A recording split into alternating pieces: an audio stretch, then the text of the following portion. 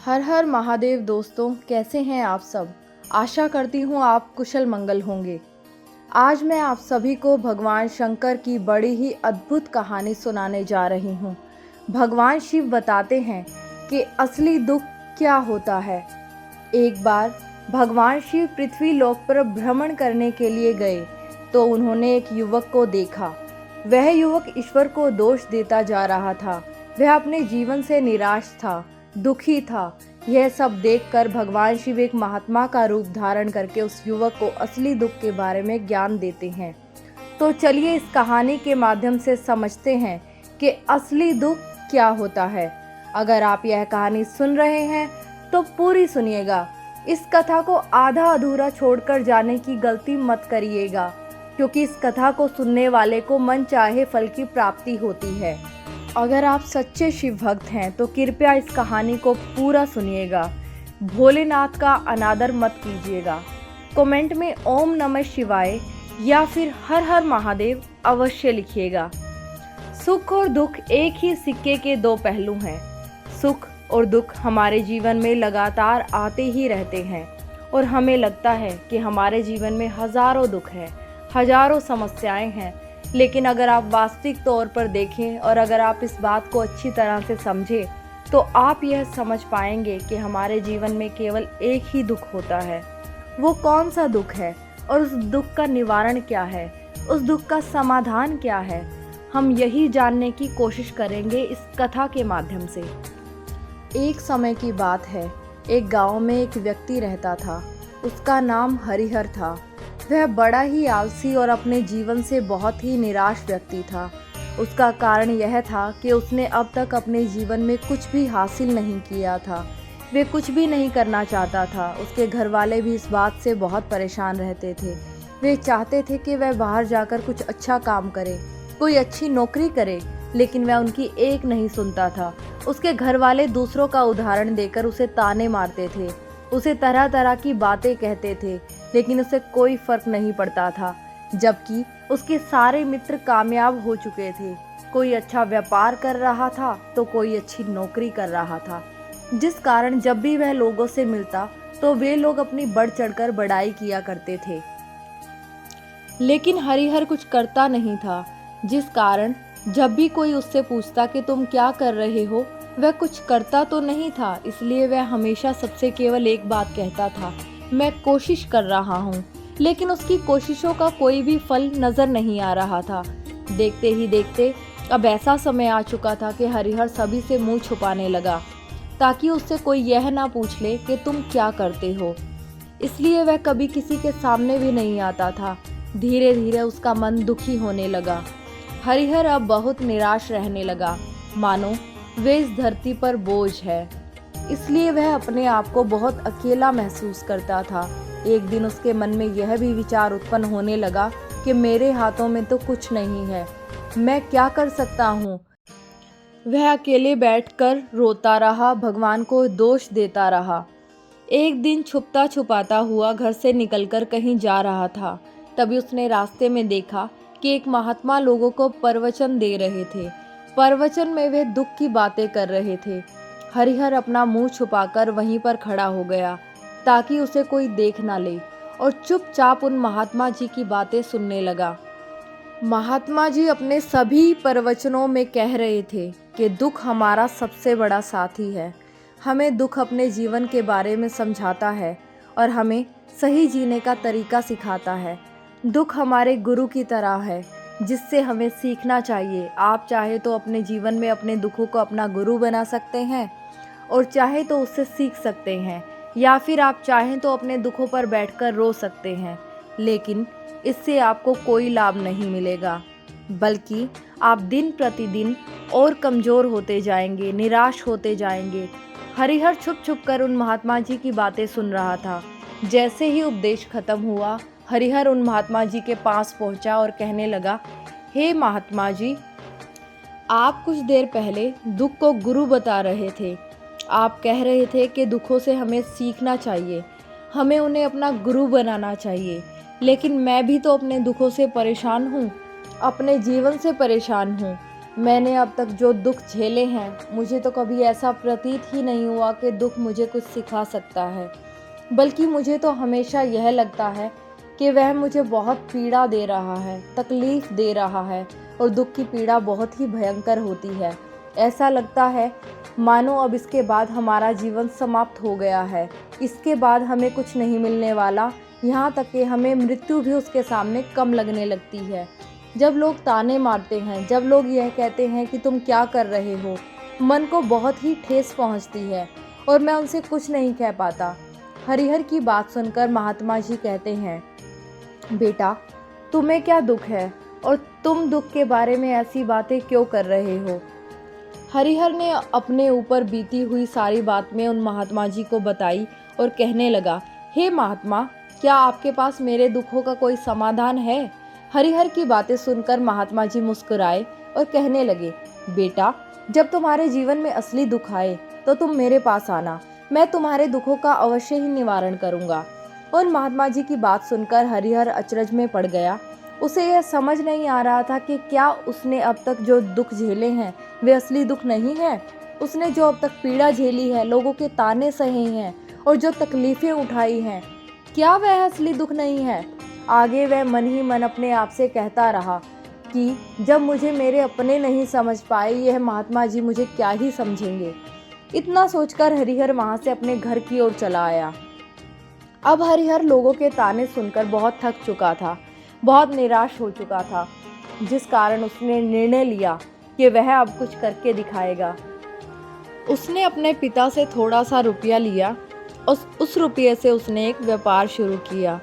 उसके पिता बहुत ही खुश थे कि कम से कम मेरा बेटा कुछ करने के लिए प्रयास तो कर रहा है, लेकिन उसे व्यापार में कोई सफलता नहीं मिली, जिस कारण वह बहुत ही हताश हो चुका था।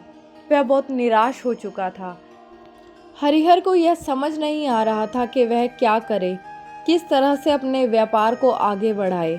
तभी उसके पिता ने उससे कहा, बेटा, कोई बात नहीं, इस तरह से प्रयास करते रहो, आज नहीं तो कल सफलता अवश्य मिलेगी। हरिहर ने अपने पिता की बात मानी। हरिहर अब अपने व्यापार में थोड़ी और कड़ी मेहनत करने लगा।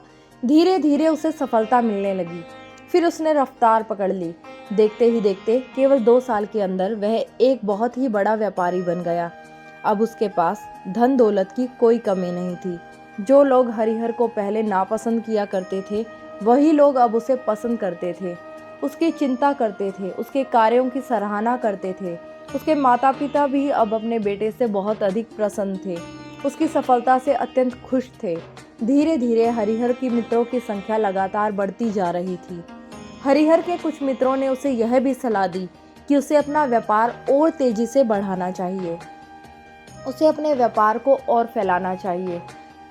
उसके मित्रों ने उससे कहा, जब तुम आज केवल इस नगर के सबसे बड़े व्यापारी हो, तुम इतना खुश हो, तुम्हारे साथ बहुत सारे लोग हैं, वहीं पर तुम सोचो कि जब तुम इस राज्य के सबसे बड़े व्यापारी बन जाओगे, तब तुम्हारे यहाँ पर लोगों की भीड़ उमड़ आएगी। लोग तुमसे मिलने के लिए तरसेंगे, समय निकालेंगे।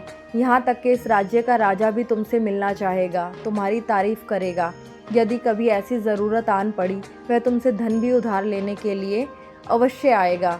हरिहर को अपने दोस्तों की यह बात बहुत पसंद आई। हरिहर ने सोचा कि मेरे मित्र सही कह रहे हैं, मुझे अपने व्यापार को और बढ़ाना चाहिए और फैलाना चाहिए। तभी तो हर कोई मेरे गुणगान गाएगा, तभी तो हर कोई मुझे पहचानेगा। उसने बिना देरी किए, समय को बिना गंवाए अपने व्यापार में और मेहनत करने लगा। लेकिन अब की बार उसके मन में धैर्य नहीं था, जिस कारण उसने कुछ अनुचित कदम उठाए ताकि उसका व्यापार जल्दी से जल्दी और बड़ा हो जाए। उसने कई लोगों से अधिक मात्रा में धन उधार ले लिया, जिससे उसके ऊपर काफ़ी कर्ज बढ़ चुका था। और इतना ही नहीं, वह यहाँ पर नहीं रुका, उसने अधिक से अधिक मुनाफा कमाने के चक्कर में अपने माल की गुणवत्ता को भी खराब कर दिया, जिससे अब उसके माल में वह बात नहीं रही जो पहले हुआ करती थी।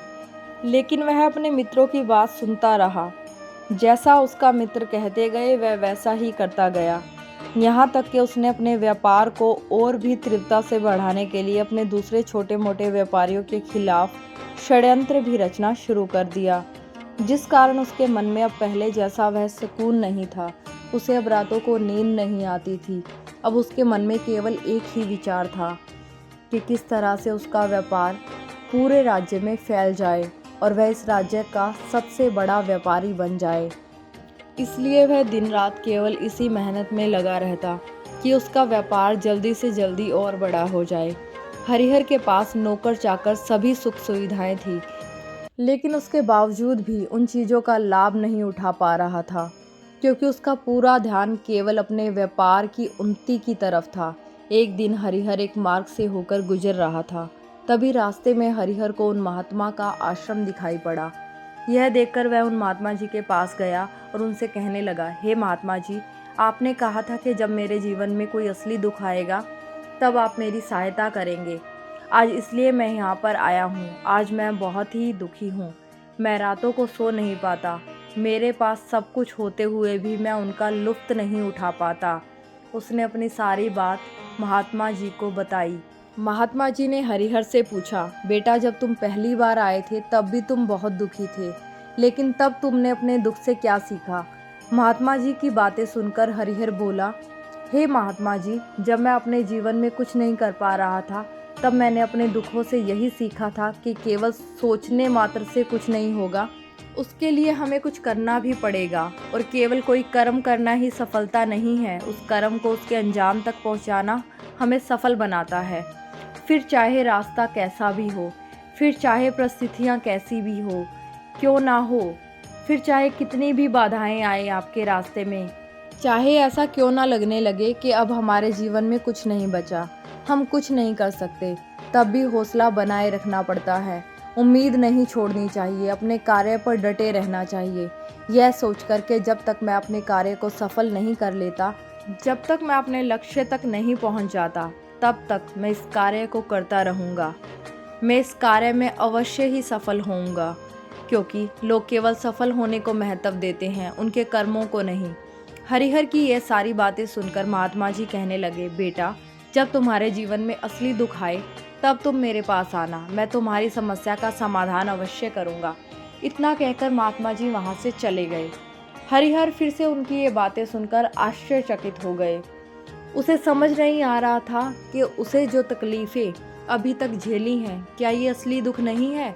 हरिहर के मन में एक सवाल उत्पन्न होने लगा कि असली दुख क्या है और इसकी पहचान क्या है, और मुझे कैसे पता चलेगा कि इस समय मैं असली दुख में हूँ। लेकिन उनसे कुछ नहीं कहा। तभी वह महात्मा हरिहर के पास एक बड़ा सा घड़ा लेकर पहुँचते हैं और उस घड़े के अंदर सोने के सिक्के थे। उस घड़े को देते हुए वह महात्मा जी हरिहर से कहते हैं, बेटा, तुम इसे पेड़ के नीचे मिट्टी में दबा दो, क्योंकि यह मेरे किसी काम का नहीं। जब मुझे इसकी ज़रूरत पड़ेगी तब मैं मिट्टी खोदकर इसे निकाल लूँगा, लेकिन अभी के लिए इसे वहाँ मिट्टी में दबा दो। हरिहर ने महात्मा जी की बात मान ली और वह घड़ा मिट्टी में दबा दिया। इतना सब करके हरिहर उन महात्मा जी को प्रणाम करता है, वहाँ से वापस अपने घर की ओर लौट जाता है। धीरे धीरे समय बीतता गया। समय के साथ साथ हरिहर का व्यापार और ज़्यादा उन्नति करने लगा, लेकिन माल की गुणवत्ता अच्छी ना होने के कारण अब उसके व्यापार में घाटा होने लगा। और धीरे धीरे ऐसा समय आया कि उसका व्यापार पूरी तरह से चौपट हो गया। अब उसके पास कुछ नहीं बचा था। हरिहर ने अपने दोस्तों से जो कर्ज लिया था वो कर्ज भी चुकाना था, लेकिन हरिहर यह सोचकर निश्चित था कि उसने वह कर्ज अपने मित्रों से लिया है, जिस कारण वह उससे लौटाने में थोड़ी देर कर सकता है। वह तो यह सोच रहा था कि उसके मित्र उसका बुरे समय में साथ देंगे, लेकिन सबसे पहले उसके मित्र ही उससे अपना कर्ज वापस लौटाने की मांग करने लगे। तब हरिहर को एहसास हुआ कि कोई भी अपना नहीं है। उसने अपने मित्रों से उस कर्ज को लौटाने के लिए थोड़ी सी मोहलत मांगी, लेकिन हरिहर के किसी भी मित्र ने उसे कर्ज लौटाने के लिए कोई मोहलत नहीं दी, बल्कि वे लोग उसे जान से मारने की धमकी देने लगे। अपने मित्रों के मुंह से यह सब सुनकर हरिहर बहुत ही आश्चर्यचकित हो गया। वह जो कुछ सोच रहा था उसके साथ सब कुछ उल्टा हो रहा था। व्यापार के चलते उसके बहुत सारे मित्र और शुभचिंतक बने थे, पर वह सब उससे दूर होने लगे। हर कोई उससे पीछा छुड़ाना चाहता था, कोई भी उसका साथ नहीं देता था। धीरे धीरे उसकी सारी संपत्ति नीलाम हो गई। अब उसके पास कुछ नहीं बचा था। वह सड़क पर आ चुका था। एक दिन हरिहर ने अपने पिताजी से कहा, पिताजी, मेरी मदद कीजिए। मेरे ऊपर बहुत सारा कर्जा है, मुझे उसे लौटाना है। कृपया करके मुझे थोड़ा सा धन दीजिए। इस पर हरिहर के पिता ने हरिहर से कहा, बेटा, मेरे पास यही एक छोटा सा घर है। अगर यह अभी मैं तुम्हें दे दूंगा तो मैं और तुम्हारी माँ कहाँ रहेंगे? हमें भी दर दर की ठोकरें खानी पड़ेंगी। ले देकर अब हमारे पास केवल यही संपत्ति बची है, इसलिए मैं तुमसे क्षमा चाहता हूँ। अपने माता पिता के मुख से यह सुनकर हरिहर चुपचाप वहाँ से चला गया और मन ही मन वह सोचता रहा कि मेरे पास अब कुछ नहीं बचा। मेरे पास जो कुछ था वह सब कुछ तो लुट गया। मेरा सब कुछ तो अब बर्बाद हो चुका है। भला अब मैं जीकर क्या करूँगा? अब मेरे पास केवल एक ही रास्ता है जिससे मैं अपने कर्जदारों से अपना पीछा छुड़वा सकता हूँ। यह सोचता हुआ वह एक ऊंची पहाड़ी की ओर जा पहुँचा। वह पहाड़ी पर चढ़ने ही वाला था कि तभी उसे याद आया कि उन महात्मा जी ने कहा था, जब तुम पर असली दुख आए तब तुम मेरे पास आना, मैं तुम्हारी समस्या का समाधान अवश्य करूँगा। यह सोचकर हरिहर के मन में एक बार फिर से उम्मीद की लहर दौड़ पड़ी। हरिहर दौड़ता हुआ उन महात्मा जी के पास पहुंचा और हरिहर ने उन्हें प्रणाम करके अपने ऊपर बीती हुई एक एक बात उन्हें बता दी। कहने लगा, हे महात्मा, आपने कहा था कि जब मेरे जीवन में असली दुख आए तब आप उसका समाधान अवश्य करेंगे। तभी वह महात्मा हरिहर की इस बात को सुनकर मुस्कुराने लगे और कहते हैं, बेटा, कहाँ है असली दुख? जब तुम्हारे जीवन में असली दुख आएगा तो मैं उसका समाधान अवश्य ही करूँगा। उन महात्मा जी के मुख से यह सुनकर हरिहर के सब्र का बांध टूट गया और हरिहर ने उन महात्मा से कहा कि महाराज, क्या मैंने आज तक जो भी दुख झेला है, जो भी तकलीफ झेली है, क्या वह दुख नहीं था? क्या इससे दुख नहीं कहते? तभी वह महात्मा हरिहर से कहते हैं, बेटा, पहले मुझे तुम यह बताओ कि तुमने अपने दुख से क्या सीखा है। इसका जवाब देते हुए हरिहर उन महात्मा से कहते हैं, हे महात्मा, मैंने तो यही सीखा है कि जो लोग तुम्हारी तरक्की में तुम्हारा पीछा करते हैं वो लोग अवश्य ही तुम्हें धोखा देंगे, क्योंकि ऐसे लोग बुरे समय पर तुम्हारा साथ नहीं देने वाले बल्कि तुम्हारा फ़ायदा उठाने का प्रयास करेंगे। इसलिए ऐसे लोगों पर भरोसा ना करें, बल्कि जो लोग तुम्हारी असफलता के समय पर, तुम्हारे बुरे समय पर तुम्हारे साथ खड़े हैं, वही तुम्हारे असली मित्र हैं, वही तुम्हारे सच्चे मित्र हैं और वही तुम्हारे साथ रहेंगे हमेशा। और ऐसे लोग तुम्हें बहुत कम मिलेंगे। जिन्हें भी ऐसे लोग मिलते हैं उन्हें हमेशा उनकी कद्र करनी चाहिए। जब तुम कोई कार्य कर रहे हो उसे पूरी ईमानदारी से करो, धैर्य रखो, लालच ना करो, क्योंकि ऐसा करने से तुम्हारे साथ बुरा होगा और तुम हमेशा नुकसान में रहोगे। हरिहर की यह सारी बातें सुनकर महात्मा जी उसे उस घड़े के पास ले गए जहाँ उस घड़े को उन्होंने मिट्टी में दबाया था। उन्होंने गड्ढा खोदा। वह घड़ा हरिहर के हाथ में थमाते हुए महात्मा जी ने हरिहर से कहा, ये ले लो, अभी इससे तुम अपना काम चलाओ। जब तुम्हारे जीवन में असली दुख आए तब तुम मेरे पास आना, मैं उसका समाधान अवश्य करूँगा। हरिहर महात्मा जी की बात सुनकर बड़े ही अचरज में पड़ गया। उसे यह समझ नहीं आ रहा था कि आखिर असली दुख है क्या, लेकिन उसने अपने हाथों में पकड़े हुए इस घड़े को देखकर, जिसके अंदर सोने के सिक्के थे, यह देखकर उसके मन में बहुत प्रसन्नता हुई कि चलो अब तो थोड़ी सी राहत अवश्य हो जाएगी। मैं अपने मित्रों का वह कर्ज लौटा सकूंगा, एक नया व्यापार भी फिर से आरंभ कर सकूंगा। यह सोचते हुए हरिहर ने उन साधु महात्मा को प्रणाम किया, उनका धन्यवाद किया और वहाँ से चला गया। हरिहर ने उस सोने के सिक्के से सभी का कर्ज लौटा दिया और अपने लिए एक बार फिर से नया व्यापार शुरू किया। व्यापार छोटा था, लेकिन अब की बार हरिहर बहुत खुश था। उसने अपने व्यापार पर काम किया। देखते ही देखते एक बार फिर से वह एक बड़ा व्यापारी बन गया। लेकिन अब की बार वह बहुत खुश था, क्योंकि इस बार उसने कोई लालच नहीं किया, ना ही किसी के लिए षड्यंत्र रचा, बल्कि उसने पूरी ईमानदारी और मेहनत के साथ अपने व्यापार पर काम किया। लेकिन जैसे जैसे आप धनी होते जाते हैं, जैसे जैसे आप अमीर बनते जाते हैं, आपके मन में एक डर और उत्पन्न हो जाता है। वह डर है अपनी दौलत को ना खो देने का, जिस कारण आप लोग दान पुण्य करने लगते हैं, लोगों की मदद करते हैं, ताकि आपके जीवन में कभी कोई दुख ना आए। लेकिन यह जीवन सुख और दुख का संगम है, जिस कारण हर किसी को सुख और दुख दोनों से ही गुजरना पड़ता है। इसी वजह से एक बार फिर से हरिहर के जीवन में एक और दुख का आगमन हुआ। अब की बार उसके माता और पिता दोनों की मृत्यु हो गई। हरिहर अपने माता पिता से बहुत प्रेम करता था, इसलिए उसके मन को बहुत गहरा आघात पहुंचा। जब वह आखिरी बार उन्हें देख रहा था, उसके मन में हजारों सवाल उत्पन्न हुए। उसने सोचा कि जिस संपत्ति के लिए वह हमेशा लड़ते झगड़ते रहते थे, आज उसकी देखभाल के लिए कोई नहीं था। उसके माता पिता ने जो भी मेहनत की थी, जो भी अपने जीवन में इकट्ठा किया, सब यहीं का यहीं रह गया।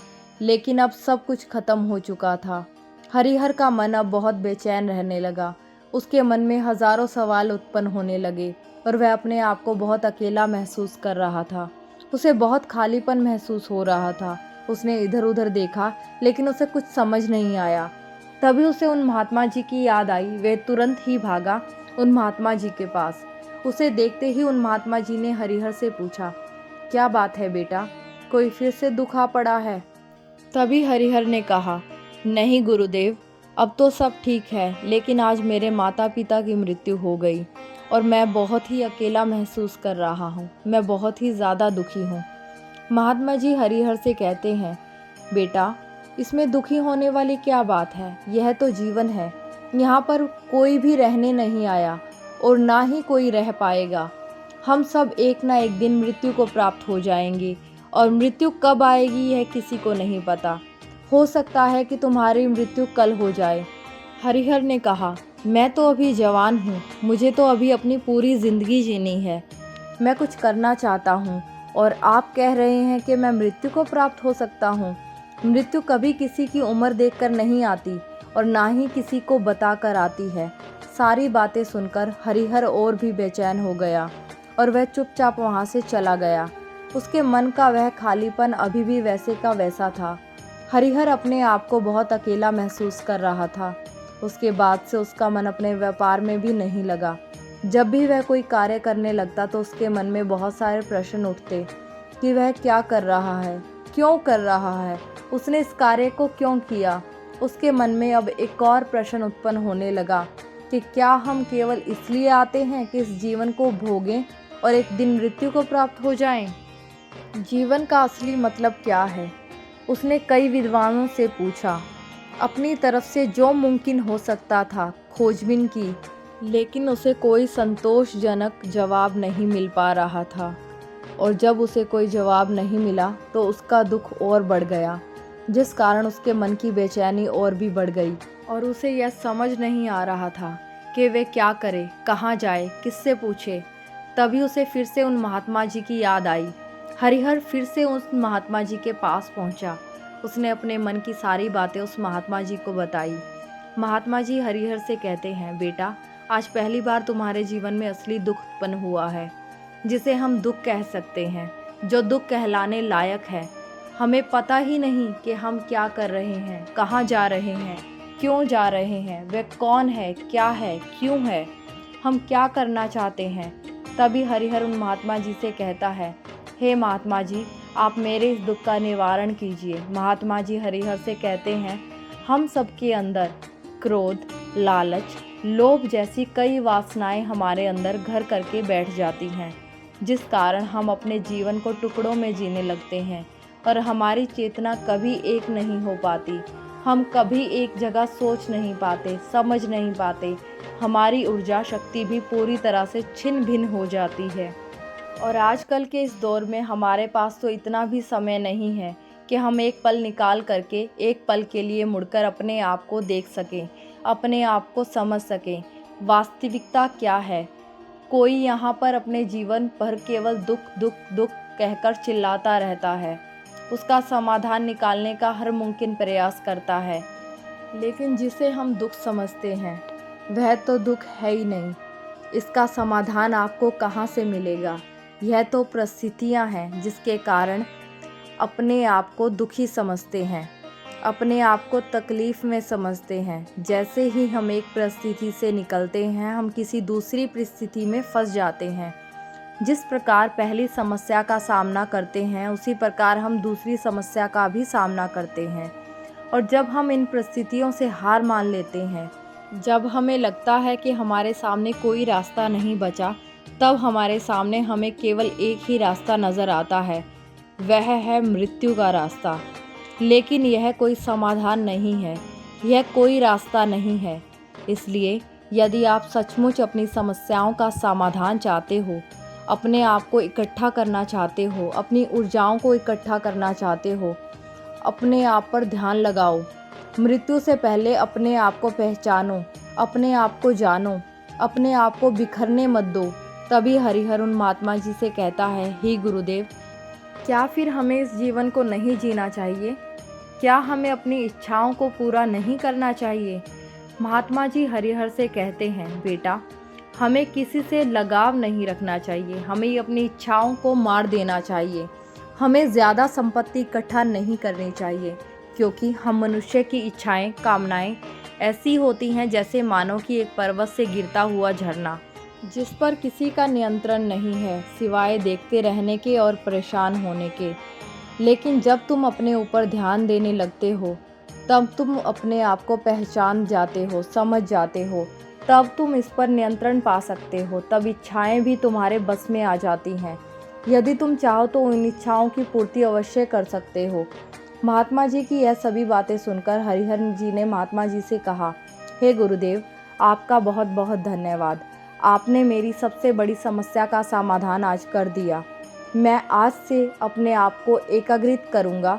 गुरुदेव, मानव शरीर में जो ऊर्जा है बहुत शक्तिशाली है, पर यह बेकार के कामों में लग जाती है, जिस कारण हमारा जीवन भी बेकार की चीज़ों में लग जाता है। लेकिन हम कभी भी इस पर अपना ध्यान नहीं देते, हम कभी भी अपनी ऊर्जा को केंद्रित नहीं करते। हमारा जीवन भी कुछ ऐसा ही है। हम अपने जीवन में हमेशा ऊपर वाले से सवाल करते हैं, हमारे जीवन में इतना दुख क्यों है? हम सभी के मन में यह सवाल तो अवश्य ही उठता है कि हमें इतना दुख क्यों है, और इसका जवाब है कि वह ईश्वर यह चाहता है कि हम अपने जीवन के अंतिम दुख तक पहुंच सके, उस गहराई तक पहुंच सके जहां पर हमें यह पता चल सके कि हमने अभी तक अपने आप को नहीं पाया है, अपने आप को नहीं जाना है, अपने आप को नहीं पहचाना है। मानव शरीर के अंदर जो ऊर्जा है वह बहुत शक्तिशाली है, उसके बारे में हम अभी तक नहीं जानते। हम अपने आप को चाहें तो एकत्रित कर सकते हैं, अपने आप पर नियंत्रण पा सकते हैं, लेकिन हम अपनी इस ऊर्जा को व्यर्थ की चीज़ों में लगा देते हैं, जिस कारण हम अपने आप को कभी नहीं पहचान पाते और ना ही कभी अपने आप पर नियंत्रण पा सकते हैं।